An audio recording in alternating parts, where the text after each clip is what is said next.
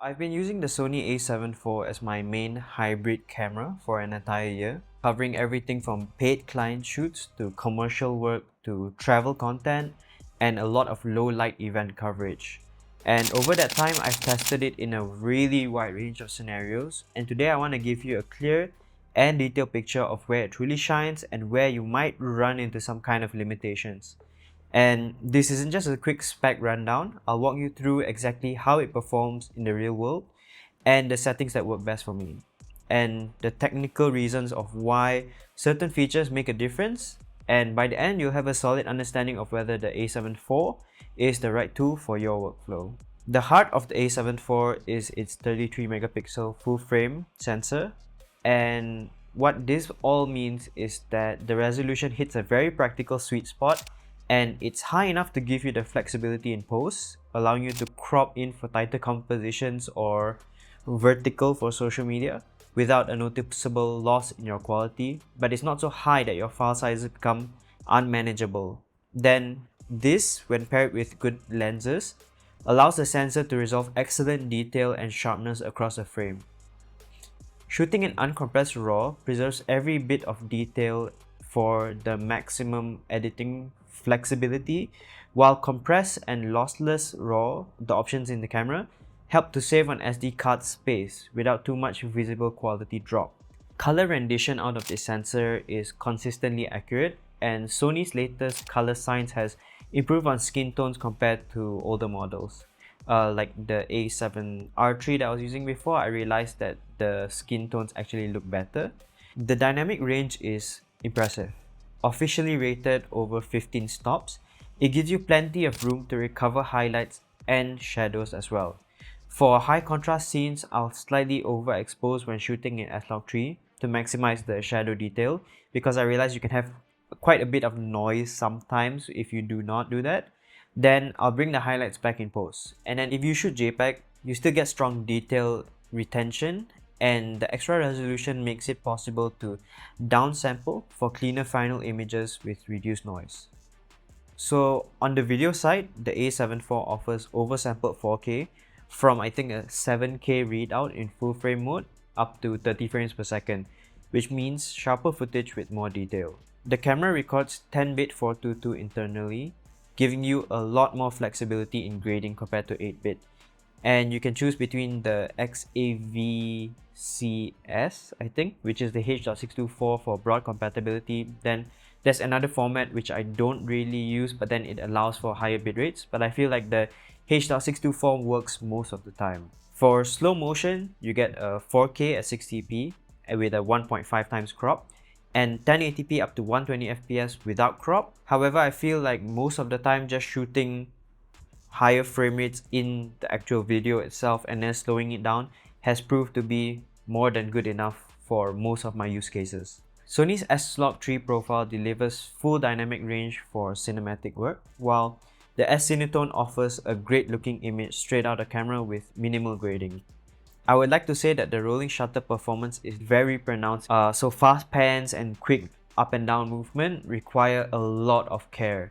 And this is one of the areas that I feel like the A7 IV really struggles. I would say that this is pretty much my perfect hybrid camera, except for all of these jelly kind of shots that you get when you're moving it around. Heat management is good. The heat dissipation allows for continuous recording in 4K 30 for extended period indoors, though direct sun and high ambient temperature can still trigger warnings during long takes. I myself have never really realized any overheating issues, because most of the time I realize that I have been shooting for shorter periods of time or quick bursts. But whenever I do need to take these kind of long form recordings, I end up actually not really having or running into any form of overheating issues so far. I think it's thanks to the backside illuminated design that the noise is very well controlled even at higher ISOs, with usable results at around ISO 12800.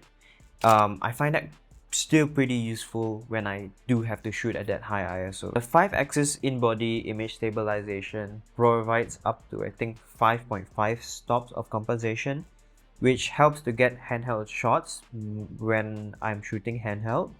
And then I find that even in lower light, that really works well for taking stills. Active stabilization mode for video, the camera applies an additional crop, but then it delivers a noticeably steadier footage. Useful for really like those kind of run and gun situations, and I found this to be pretty useful when I need it. The autofocus system is one of Sony's strongest points. The A7 IV uses I think 759 point phase detection AF system, covering about I think 94% of the frame, and it's powered by Sony's real-time AF and real-time tracking algorithms. Basically, what all of that means is that I find that I rarely run into problems when I'm doing any form of autofocus. Eye detection is available for humans, animals, and birds, and it works in both stills and videos. In practice, it locks on very quickly and sticks to your subject even if your subject turns or briefly leaves the frame. So you can adjust the autofocus transition speed and subject shift sensitivity, and what this means is that basically you can adjust how slowly the focus is pulled and how sticky the focus is to your subject. I'm pretty sure this was in the A7R III as well, but I found it to work extremely well over here in the A7 IV. What this allows you to do is shoot in a certain style, where it's slower cinematic focus pulls or faster tracking for sports or action. In low light, autofocus remains fast and accurate down to a -4 EV, I feel, making it dependable in dim venues, especially when it comes to nightclubs. One limitation is that the IAF for all animals and birds in video mode works best at 20 to 30 FPS, I find. At higher frame rates, detection can be slightly less consistent in my experience, but I haven't really played around much, so I'm not sure if that is something that I've just noticed or it's an actual thing that happens with the camera. So ergonomically, the A7 IV is a real step forward from earlier models. The grip is deeper and more comfortable for extended handheld use, and the body has a full magnesium alloy construction with weather sealing for dust and moisture resistance. So yeah, instead of just talking about all of this, let me just kind of show you the camera itself.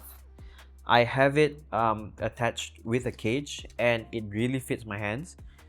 I would say that my hands are kind of medium to medium small size, and it really does fit the grip really well. I never really feel like it's a bother to hold the camera, especially if you have a cage on it. Sometimes I just hold it just like that and it works really well. The grip rarely slips from me, if not never slip. And the button layout is really intuitive and really customizable. I assign my custom buttons to white balance for some of them, and then after that some change the focus areas, and also if I want manual focus or autofocus, and this really helps me just to work faster when I'm on the job. The new 3-inch LCD, I find it really useful for majority of situations, and one of the things that I really find very useful is actually the fact that it can be flipped out like that. Coming from the A7 III series, I find that those kind of screens where it flips up, most of the time it's not useful for situations where you would actually need to flip the screen. So if I'm recording myself like this, I can actually see myself and I can see my settings, and that is what ideally you would want to do, and in the older models you could not do that. So just by having all of this is a really huge plus for me. I would say that it's not the brightest screen on the market, and in bright outdoor conditions, pairing it with a monitor would really help to keep your image visible. Then now let's get to the OLED viewfinder. You get a really crisp and detailed view with up to 120Hz refresh for smoother motion when you're tracking subjects with your eyes. The redesigned menu system is far more logical, and I find this to be way more of an improvement compared to the A7 III series. Over there, it's much more confusing to actually go through your menus, but over here it is somewhat intuitive, although it's still a Sony system, so you're still gonna have to learn about the system a bit before you actually find yourself navigating through it quickly. So I prefer using the joystick, but if you actually want to, you can actually tap on the menu system as well, as it is a touchscreen menu system, and I find that that might be a really huge plus to a lot of people out there. So let's get to the connectivity and storage. In terms of connectivity, the A7 IV is very well equipped. You get a dual SD card slot. One supports, I think, CF Express Type A cards, and then after that UHS-2 cards, I think. And then the other one supports the SD cards only, like the normal SD cards that you would use. CF Express Type A cards unlock the highest continuous burst rates and then a clear buffer, which is much faster. So when you're shooting uncompressed RAW, you would usually want to go with this. But most of the time I find that the SD cards, like the normal ones that you get, those work pretty well just, out of the box. Most of them work pretty well. Then the USB 3.2 Gen 2 Type-C ports support 10 gigabits per second or gigabytes. I'm not sure which one it is exactly, but pretty fast transfer speeds, and then those can be used for charging or power delivery as well. And you can also do tethered shooting with them. Another thing that I really like about the A7 IV is that it comes with a full-size HDMI port. And I cannot describe to you how much that is a lifesaver for me. Before this, I used to use cameras with those really small HDMI ports, which is like, those tiny ones. I'm not sure if I have a cable here, but they are really a pain to deal with, and they can tend to actually break quite easily. I've had once where it was plugged in wrongly and it short-circuited a camera. So a full-size HDMI port I find to be a huge welcome to the A7 IV.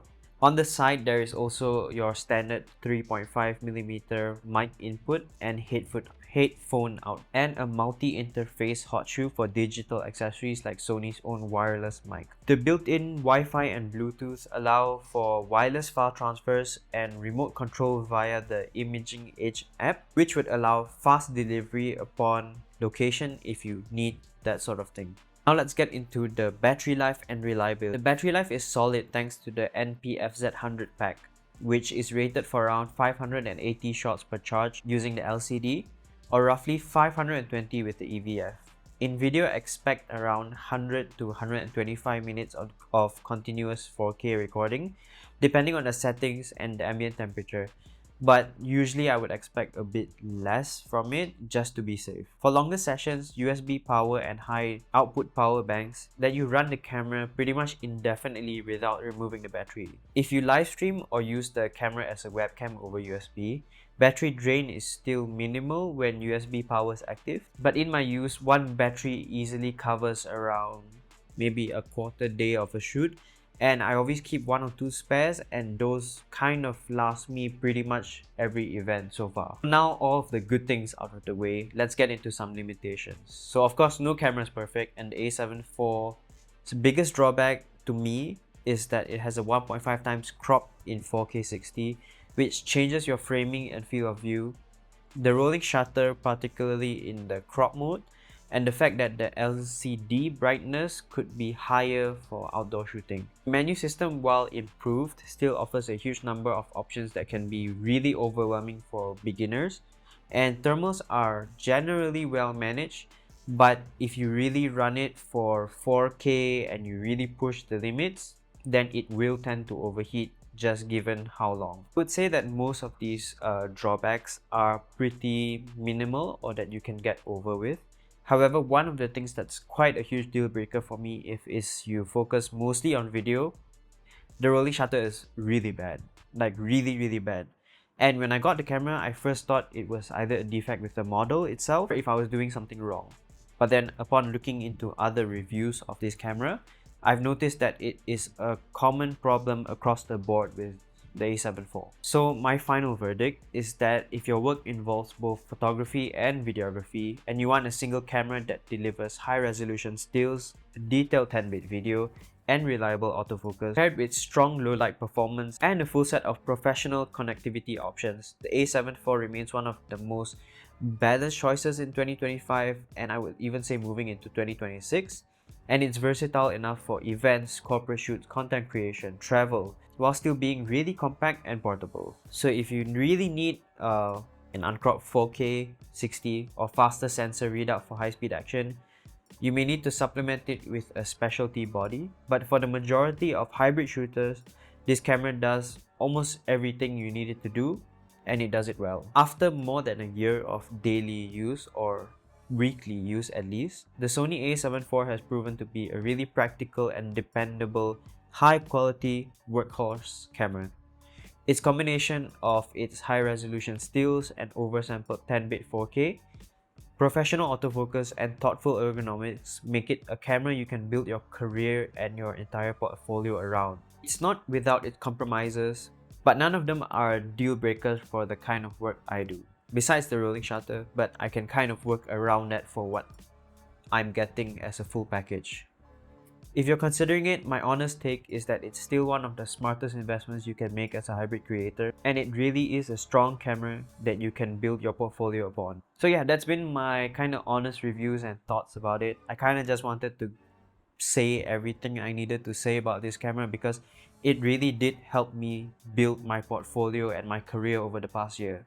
Despite its drawbacks, it's a really good camera and I would recommend it to pretty much everyone. I feel like it's pretty much an industry standard of a camera nowadays.